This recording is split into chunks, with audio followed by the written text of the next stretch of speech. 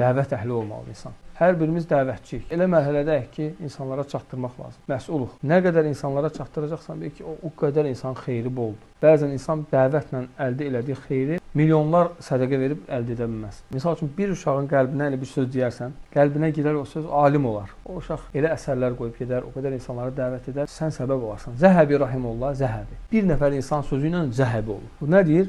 Görür ki, bu uşaq çox pis xəttlə yazı yazır. Xətti pisdir ha. Fikir ver. Deyir ki, subhanallah. Yanındakı kişi həvəsləndirmək istəyir. Deyir, xəttin deyir, mühaddislərin xəttinə oxşayır.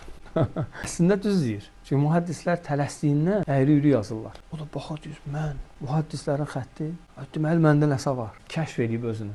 Zəhəbi bilirsiniz kimdir? Zəhəb, İmam Zəhəbi rahimullah. İslamın elə bir alimidir ki, elm mövzusuna girib ona möhtac olmayan insan yoxdur. Hədis elmində, tarix elmində, dəhşət insan dəhşətdir. Subhanallah. Hətta onun yazdığı kitablar ömrünə sığmır. Elə bir alimdir. Yəni, hesablayırlar ki, bu nə qədər yaxşıyıb ki, yəni, bu qədər kitab yazıb. Allah Teala bərəkət verir.